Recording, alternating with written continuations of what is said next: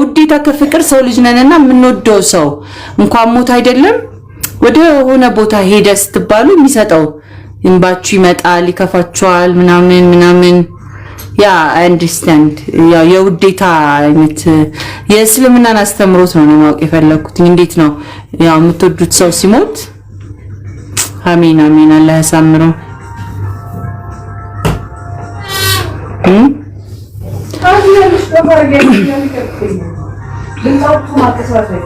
ሶስት ጊዜ ብቻ ይለቀሳል ኦኬ 3 ቀን ነው 3 ጊዜ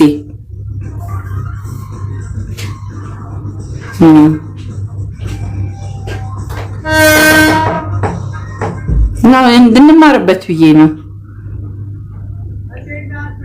የጮህ ማልቀስ ፊት የቦጨረ እኮ እሱ ነው ጥያቄ ሪአክሽን ኤክስፔክት ይደረጋል ላይክ ነገሮች ላይ ማለት ነው 3 ጊዜ እንዴት ነው 3 ጊዜ ማለት ላይክ ዛሬ ነገ ከነጎዲያ 3 ቀን ነው ይለቀሳል አይደለም ሀዘን 3 ቀን ነው 3 ቀን እኮ 3 ቀን ይለቀሳል ማለት ነው አይደለም ሀዘን ነው ማን ነው በገደባልቀሱ ያለው no I'm just asking አንድ ሩህ ሲወጣ እንደሞት ይለቀሳል እሺ 3 ቀን አይ ነው በዚህ ጉዳይ የምር እንማርበት ኤቲስት ያለው ልንገራችሁማ ኤቲስቶኛ አንድ የቀብር አስፈጻሚ ልጅ አስገባንና ስንጠይቀው የዛን ጊዜ እኔ ስለሞትም ስለህይወትም ብዙም እንትን ላይ አልነበርኩኝና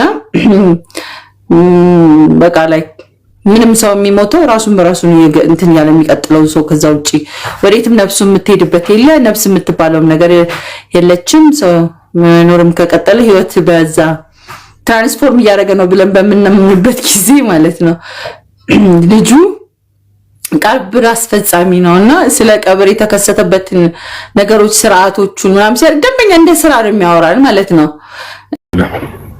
الله سبحانه وتعالى بالقرآن لا في سورة المائدة لا اليوم أحل لكم الطيبات وطعام الذين أوتوا الكتاب حل لكم وطعامكم حل لهم إلى إنه زاري لأن أنت ترطر مكبوش الممجو تفكر لأن الزيام مصافن يتسوت سوج يا يهوديوشنا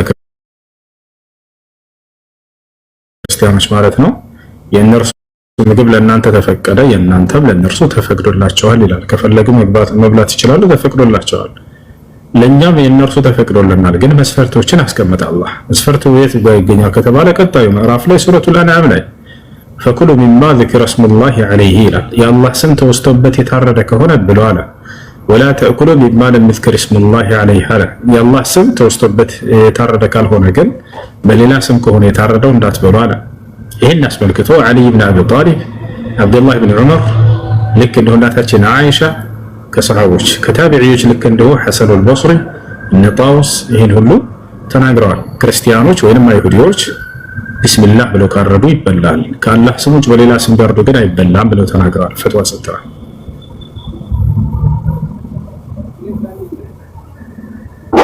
እሺ አመሰግናለሁ مرحبا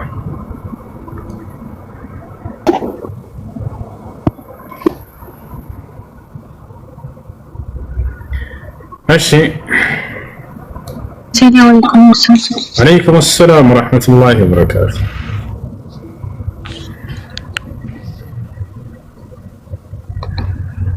نعم እንዴት ነው እንደምጠይቅ ነበረኝ ثاني الحمد لله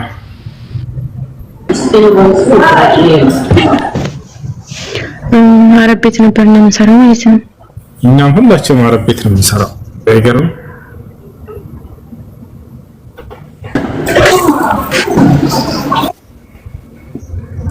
እሺ በጣም እነሙ ማለት ነው ያኔ ካሜራ ምናምን አለ ቤት ካሜራውን የሚከታተለው ወንድየው ነው ማለት ነው እና እኔ ቀብ ነው የምለብሰው እንዴት ይታያል ሰው እንደዛ አደረሽ እንደዛ አደረሽ ልጆቹ እንደዚህ ያልሻቸው ምናምን ይለኛል ከዛም እኔ በካሜራ እየተከታተለኝ ማለት ነው ይሄ አስቸጋሪ ነው ወንድ እናንተ የሚቀርጻቸው ካሜራ ሙሉ በሙሉ የሚከታተል ከሆነ ክላስሽ ውስጥ የምታደርጊው ምናምን ሁሉ ይከታተላል ማለት ነው ወይንስ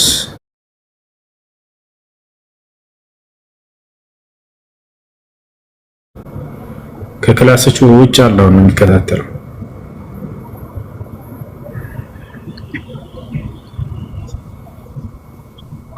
ሄሎ ከኔ ነው ልጆች የሚዘገየው የሚቆራረጠው? ክላሴ የለም ያኔ ውጭ ላይ ምናምን ግን አለ። ብዙ ሰዓት ደግሞ ውጭም ከየት ምናምን የለምና የለም ይወጣል ሰውየው ስለሚወጣ ምናምን እኮ እህት መሰለኝ እኮ አይወልሽ አንቺ ክላስ ውስጥ እስካልሆነ ድረስ ውጭ ላይ ከሆነ የሚከታተል ከሆነ እዛ ያለውን ተሸፈኝ ገብተሻል አይደል? ወደ ውጭ ባልኩት ወጭልኝ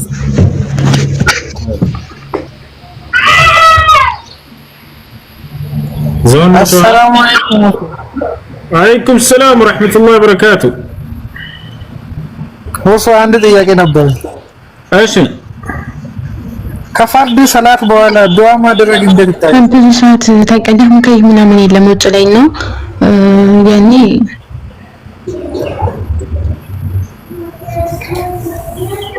አትቆይ ወደ ውጭ ወጣ ብለሽ መቼም እዛ አትቀመጭም ማለት ወተቀላይ ከክላስሽ ውጭ እንትን የሚል ከሆነ የዛኔ እንትን በይ ልበሽ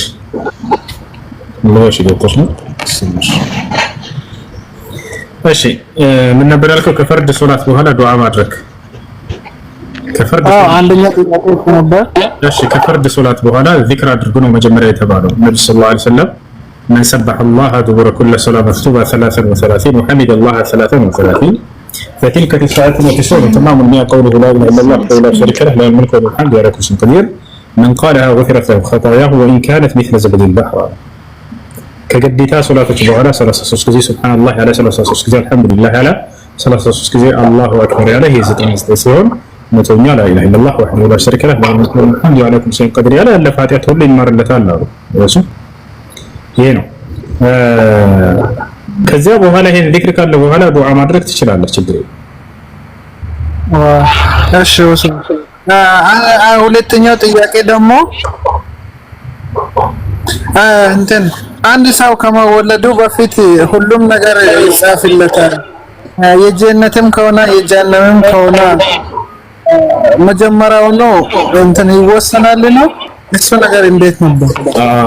ወደፊት የሚኖረውን አላህ ስለሚያውቀው ያንን የራሱን ይሄን ነው ቀድሞ የሚጽፍለት እንጂ አላህ ማንንም ሰው አንተን ለጀነት አንተን ለጀሃነም ብሎ ቀድሞ አያዘጋጅም። እንደዛ ሳይሆን ቀድሞ ያውቀዋል አላህ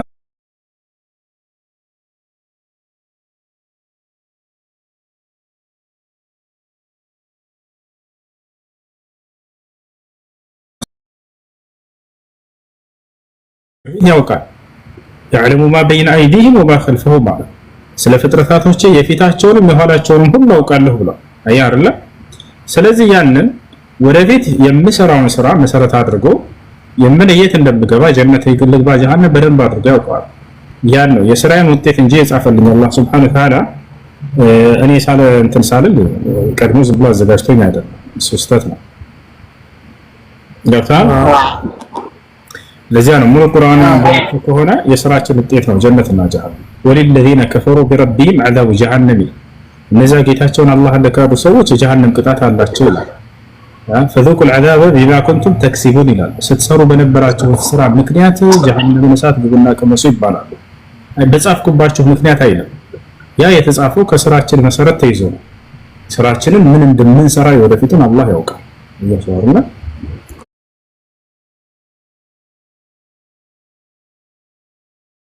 ያን እንጂ አላህ አንድን ለጀነት አንድን ለጀሃነም ብሎ ማንንም ሰው አላዘጋጀም።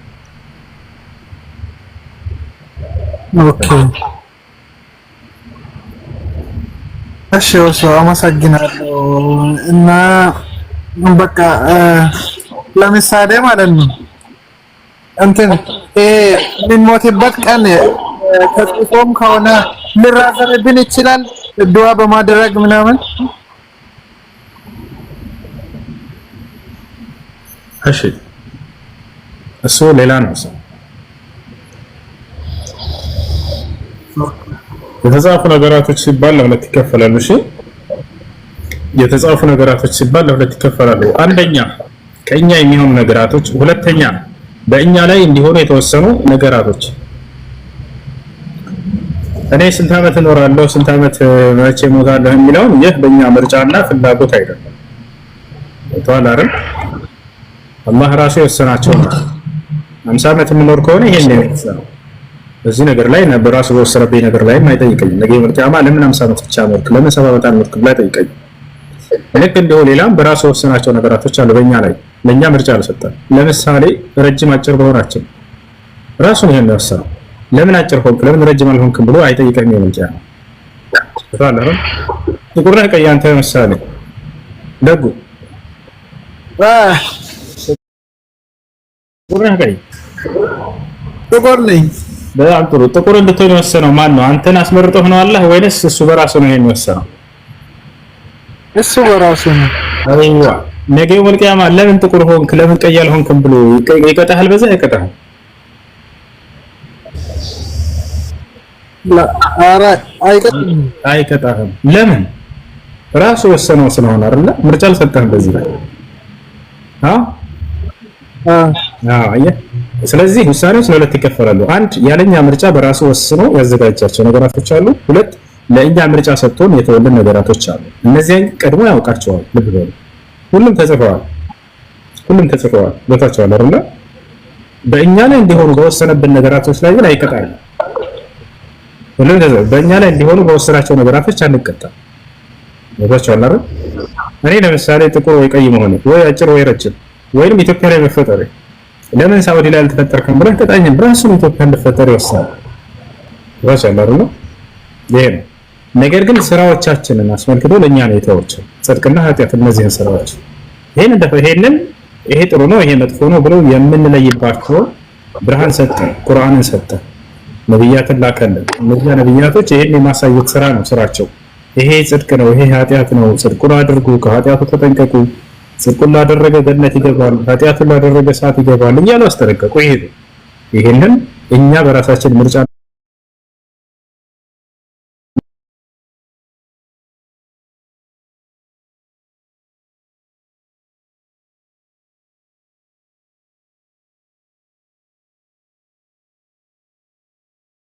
في الدنيا ስትሰሩ በነበራችሁ ስራ የጀነትን ጸጋ ግቡና ወረሱ ይባላል አለ። የስራቸው ውጤት ነው። ስለ ጀሃነም ሰዎችን فذوقوا العذاب بما كنتم تكسبون ይላላቸው። بسبب ما كنتم تكسبون በሆነ ሰብያ በምድር ላይ ሳላችሁ ስትሰሩ በነበራችሁ ስራ ምክንያት የጀሃነምን እሳት ግቡና ቅመሱ ይባላል አለ። ስለዚህ ጀነትና ጀሃነም የስራዎቻችን ውጤቶች ናቸው። አይ እሺ አመሰግናለሁ። እሺ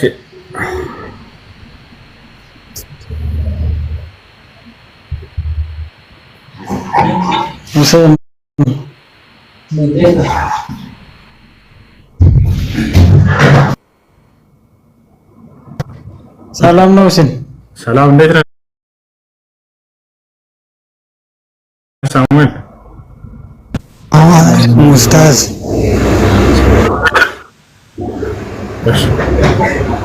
ያጀ ምንድን ነው ሳሙኤል? በመጀመሪያ በጣም ነው የማከብረው፣ በጣም አደንቃለሁ ለትህትና ለሁሉ ነገር። የሆነ ጥያቄ ነበረኝና እሺ ጥያቄ እኔ ሌላ ተከታይ ነኝና ብዙ ጊዜ ከእስላሞች ልጆች ጋር ጓደኞች አሉ። ብዙ ጊዜ ከነሱ ጋር ጥያቄ ጠይቅ ነበርና ሲሰገድ ወደ አንድ ብቻ ዞሮ ሲሰገዱ ለምንድን ነው ብዬ ጠይቃቸው ነበር። በጣም ጥሩ። ያው አምላክ ስላዘዘ አምላክ በነብያት በኩል ያዘዘውን ትዕዛዛት መፈጸም በአማኝ ላይ ግዴታ ነው። ለታላረ ስለዚህ አምላክ በነብዩ መሐመድ ሰለላሁ ዐለይሂ ወሰለም በኩል ወደ መካ አቅጣጫ ዙራችሁ ስገዱ ነው። ከዚያ በፊት ወደ ኢየሩሳሌም ነበር ዙረው የሚሰግዱት ነብያቶች። አየህ ማለት እስራኤላውያን ነብያቶች ወዴት ነበር የሚሰግዱት? ወደ ኢየሩሳሌም አቅጣጫ። ከዚያ በኋላ ግን ይሄን አምላክ አላህ Subhanahu Wa Ta'ala ይሄን ህግ ቀየረውና ወደ መካ አቅጣጫ ዙሩ አለ። ይሄን በቁርአን ላይ ይናገራል። ወማ جعلنا القبلة التي كنت عليها ይላል።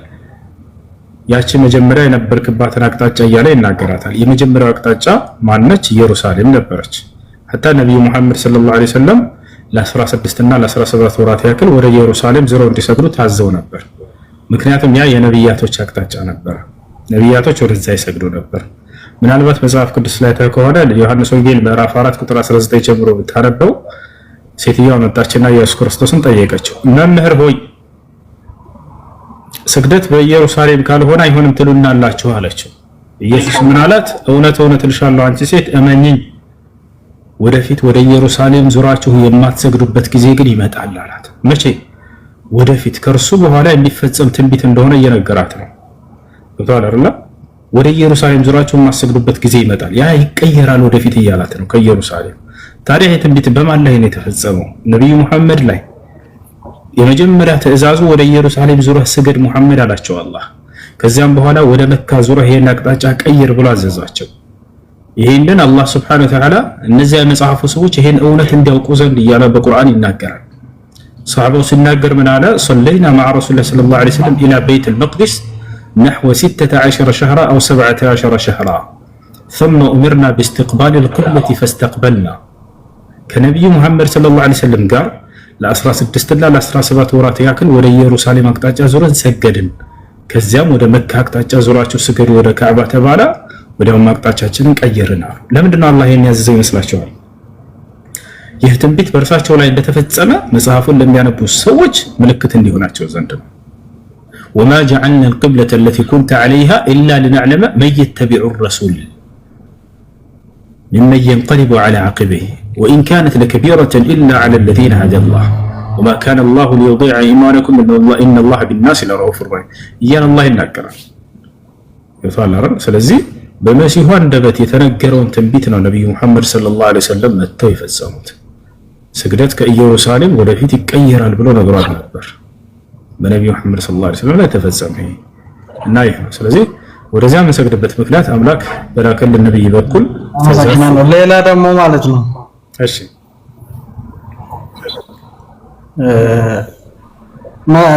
ለምሳሌ አንድ ሰው ስሙት የመቃብር ጥያቄ አለ ብሎኝ ነበር። ለምሳሌ አሁን የመቃብር ጥያቄ ካለ እንደሞት ሰዎቹ ቀብሩ ሁለት እርምጃ ከሄዱ በኋላ ሁለት መላእክቶች መጡ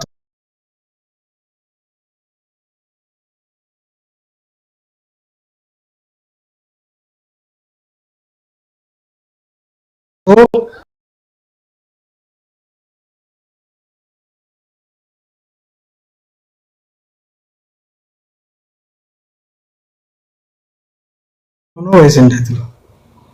ጥሩ ጥያቄ። ለዚህ ማስረጃ ለዚህ መልስ ነብዩ ሰለላሁ ዐለይሂ ወሰለም ሰጥተውናል። ነብያችን ሰለላሁ ዐለይሂ ወሰለም እንዲህ አሉ፣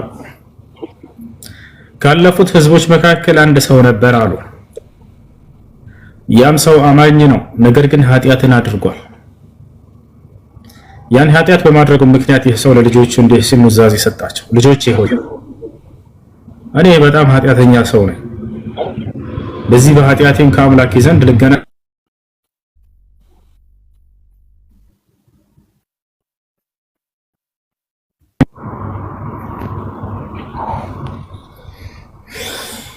እሺ ይቅርታ ተቋር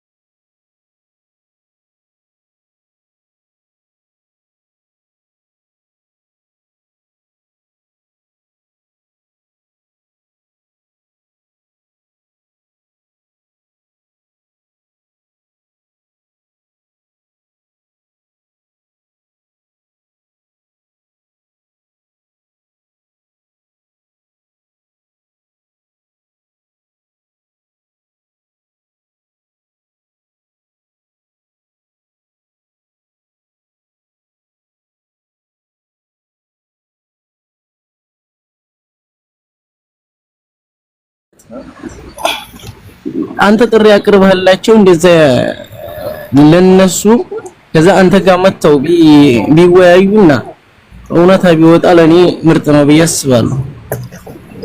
እንዳስተያየት ማሻአላህ ጥሩስ ያቀለ ሰከት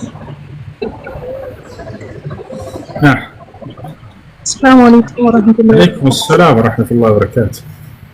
الله في عرضه እንዴት ነህ? አልሐምዱሊላህ። አንድ ጥያቄ ነው ያለኝ። ከጥያቄ በፊት ግን እኔም እንዳንተ ያመኝ ነበርና በውስጥ ጽፌልህ ነበር። ልክ እንዳንተ አይኔም በጣም ያመኝ ነበር እያበጠ እና ሰርጀሪ ተሰርቼ ነው የጠፋውና ሶላር መነጽር ስትጠቀም ይተውሃል ነው ኢንሻአላህ እሱን ብታደርግ ሳልነግርህ ላይ ማለት ኦፕሬሽን ላስደርገው ነው። ችግር የለውም። አዎ ምንም ችግር የለውም። እኔም ልክ እንዳንተ ነበር ረጅም ጊዜ ያስቸግረኝ ነበር። ካምፓስ እያለሁ አይኔ ሳነብ ላይ ስንት ነው የስክሪን የምትጠቀማቸው የስልክና የኮምፒውተር ነው እንትን የሚለውና አሰራው ኢንሻአላህ ይተዋል። አሁን ሙሉ ጠፍቶልኛል ይሄ ማለት ነው። ኢንሻአላህ ውስጥን ጽፌልህ ነበርና ኢንሻአላህ ይዝነላህ ትሽሻለሃል። አላህ አፊያ ያድርግ ዱአ ያርግልህ።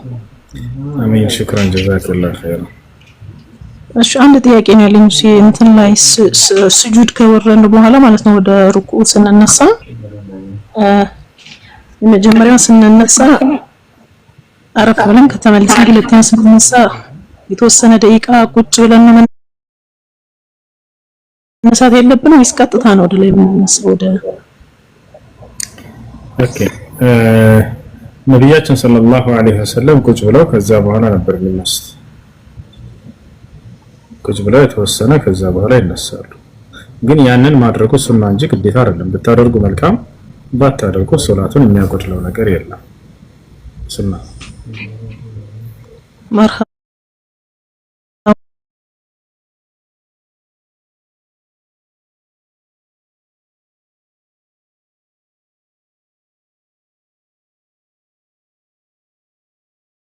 ወደፊት ሰይጣን ሰዎችን በሚያስታቸው ጊዜ እነዚያ ናቸው ወደ ጀሃነም የሚገቡት። ያን እና በፈልግ ኖሮ የሚለው አዎ ቢፈልግ ኖሮ የሰው ልጆችን ሁሉ ታዛዥ ማድረግ ይችል ነበር ነው። አድርጎም ማሳይቶናል። ለምሳሌ መላእክቶችን ማየት እንችላለን። ታዛዥ ብቻ ናቸው፣ አመጽን አያደርጉም። አላህ ይሄንን ቢፈልግ ኖሮ በሰው ልጆች ላይ ያደርገው ነበር። ይባላልና ነገር ግን ያን አላህ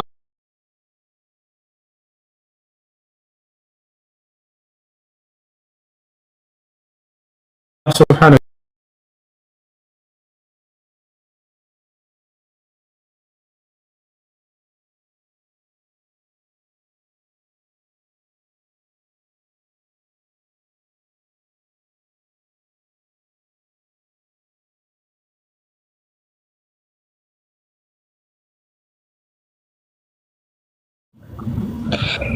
ጥያቄ ነበር ነበር።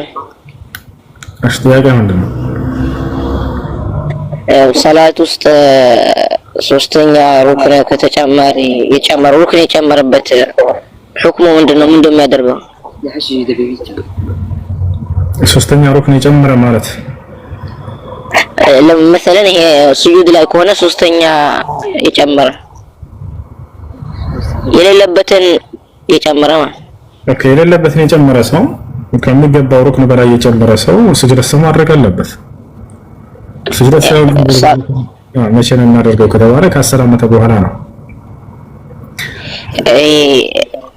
ሰላቱ እንደተበላሸ ይቆጠራል? ላ በስጁድ ሰው ይጠገናል፣ አይበላሽም። እንደ ስጁድ ሰው ይጠገናል። ሶስቱም ቢያደርግም ተነስቶ መጨረሻ ላይ ስጁድ ሰው አድርጎ በላይ ሩክን የጨመረ ሰው ስጁድ ሰው ብቻ ነው ማድረግ የሚጠበቅበት። ነብዩ ምን አለ አስባብ ስጁድ ሰው ثلاثه ስጁድ ሰው እንድናደርግ የሚያስገድዱ ምክንያቶች 3 ናቸው። አንደኛ النقص፣ ሁለተኛ الشك፣ ሶስተኛ الزياده. في حالة النقص وفي حالة الشك يكون سجد السهو قبل التسليم، أما في حالة الزيادة يكون سجد السهو بعد التسليم. مثال لا تጨምረው መጨረሻ ላይ ነው የምታደርገው? አዎ ካሰላመትክ በኋላ ነው። ተጠራጥረህ ከሆነና ቀንሰህ ከሆነ ደግሞ ከማሰላመትህ በፊት ነው። አታየትን ቀርተህ እንደጨረስክ ዛኔ 2 ጊዜ ስጁድ ሰው ታደርግና ታሰላምታለህ። በመጠራጠር ጊዜና በመቀነስ ጊዜ ከሆነ واما في حاله الزياده يكون سجود السهو بعد التسليم። ነገር ግን እንትን በማለት ጊዜ ከሆነ በመጨመር ጊዜ ከሆነ ካሰላመትክ በኋላ ነው ስጁድ የምታደርገው። መርሐባ ጀዛከላህ።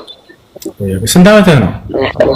እሺ ሆት ኔትወርክ እያቆራረጠኝ በደንብ አልሰማሁም እና እንደ ግልጽ አድርግልኝ። የ1378 እሱ እንጨርሳ ቁርአን በቁርአን እንደሚፈሰር አውቃለሁ ብዙ ጊዜ ስጠይቅ ነው። እሺ ከይቅርታ ጋር አንድ ከራያለሁ ላውራ ይማሰካለሽ። እሺ ኪንግ ማን ነው ስሙ? ወንድሙ እሱ አንድ ከይቅርታ ጋር አሊ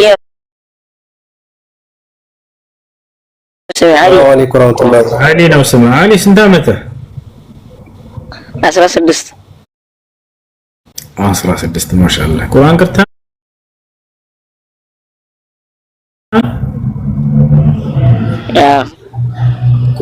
ያፈዝክ ነው ወይንስ ገና ነህ? يحفظك ማሻአላህ ያፈዝክ ነው። ስንት ጁዝ አድርገሃል? 11 አካባቢ። ማሻአላህ እስኪ ቅራለን ደስ በሚል ድምፅ።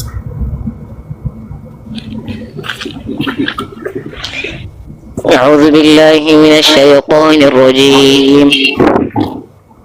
وإذ أخذ ربك من بني آدم من ظهورهم ذريتهم وأشهدهم على أنفسهم ألست بربكم قالوا بلى شهدنا أن تقولوا يوم القيامة إنا كنا عن هذا غافلين. أو تقولوا إنما أشرك آباؤنا من قبل وكنا ذرية من بعدهم أفتهلكنا بما فعل المبطلون وكذلك نفصل الآيات ولعلهم يرجعون. واتل عليهم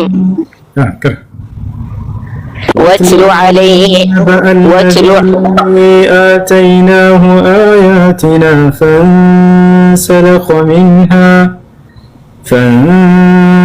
منها فأتبعه الشيطان فكان من الغاوين. ولو شئنا لرفعناه بها ولكنه أخلد إلى الأرض واتبع هواه فمثله كمثل الكلب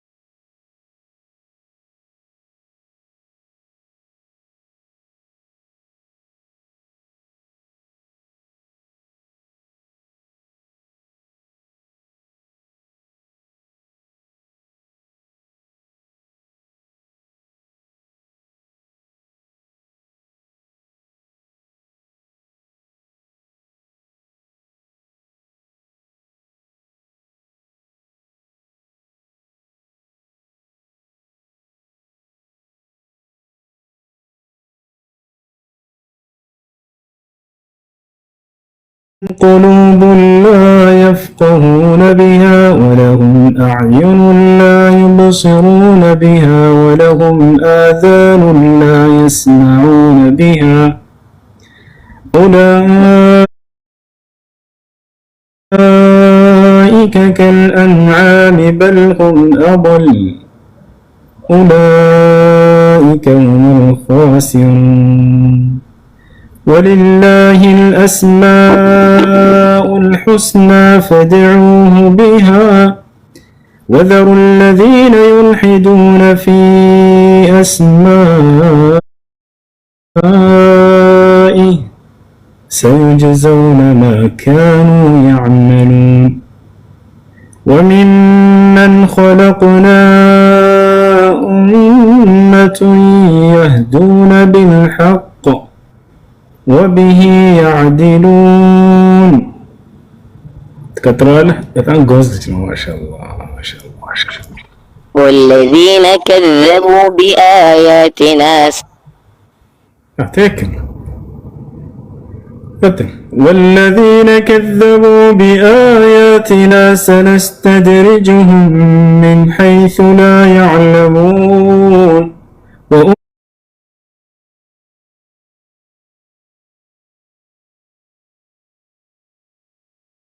وأملي لهم